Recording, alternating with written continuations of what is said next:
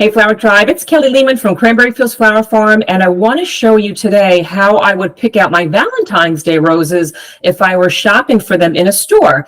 So you can go to your local florist and order your flowers and have them do it for you, or you can just go to one of the supermarkets that are near your houses. They also a lot of times have really beautiful roses, and they are super cheap. Well, not super cheap, but they're cheaper than getting it from an expensive florist. So you can go to either Publix or ShopRite, Trader Joe's, and see what they have to offer. And the trick is, as long as you have roses that have very firm heads, that's one of the number one things to look for. They're very firm. If you touch them and, these outside petals don't fall apart, then you're pretty much in good business. Now, these roses here look it almost looks like the neck is a little bit wilted on some of these, but it's not a big deal. Oops, hold on a second here. That's just a guard petal. It's the outer petal, and it can be removed very easily. This isn't a big deal because this just means that it needs to be hydrated a bit more.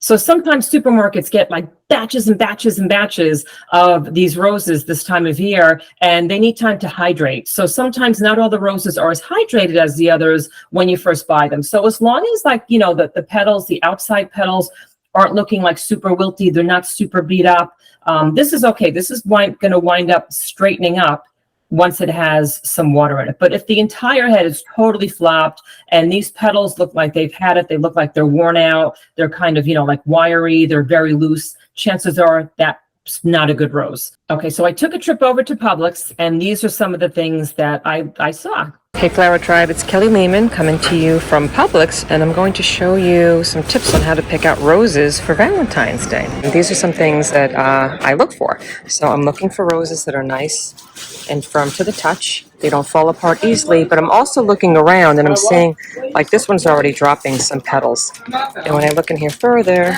my mind's everywhere. There's another one. So that's probably not the best bouquet. I'm good. I'm going to come over here. I'm looking for ones. Once again, this guy's kind of coming off. This one's got a little bit of frost damage, so I'm going to kind of move on. And I'm going to keep doing this as I move along. This one's a little bit dark. See in there, it's got a little bit of a dark petal.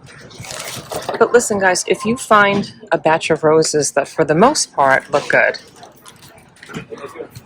and you touch them, they're kind of firm to the touch, doesn't look like they're missing too many petals, and they do just have one or two that have a little tear or a little bit of brown on them, you can always just remove that petal, because the outside of each rose has something called a guard petal, and you can just simply remove that outside petal from the rest of the rose, and then the rest of the rose is spectacular, and that kind of protects the petal that was beneath it. So just be careful when you do that. A lot of times I'll hold the rose from the bottom, and then with my other hand I'll remove that outside guard petal. This one, yeah, I would just go like that, and I would remove the outside one. This one over here has a little bit of, looks like either freezer burn or something. I'm not crazy about that. But when there's a couple of them like that, then I know to move on to the next bouquet. But if there's only one or two like that, it's not a big deal. This one here I would avoid. Once again, this one's got some petal damage. This one's got some petal damage. I think if I had to choose, this one looks really good. I like this one. I see one little guard petal here that's not looking too good, but I can just remove that. And the rest of them look really firm. I'm not going to touch every single one of them because I also don't want to put my nail in them. That's going to cause a black line from oxidation. But this guy looks really good. I like that they added a little bit of baby's breath. They added a little bit of greens just to make it a little more, full.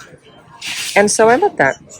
I actually love that they added some eucalyptus in this one. That's a really good idea. I love that. So this would be a good choice of a bouquet. I'll do a spin around one more time. Yeah, these guys are looking pretty good. So guys, if you picked out your roses and you brought them home and you have a vase, there's a good chance that it's going to look prettier in a vase, or you might just want to go to the dollar store or a Walmart and buy a little cheap vase. And if you can add them to the water, but before you add them to the water, here's a very quick tip. You want to make sure that all the leaves are stripped off the bottom. If you bought them from a supermarket, chances are they already did this for you. You want to make sure all the leaves are gone from the bottom, the thorns are gone. If there's a couple in place, it's not that big of a deal. And you're going to give The bottoms of the stems, a fresh cut, at least an inch from the bottom. You're going to cut that about an inch. I cut on a diagonal, so I have like a little bit of a point that gives me more surface area for the water to absorb. You're going to plunk them in water. A lot of times these supermarkets will include like a fresh thing of floral food. You're going to add that to the water.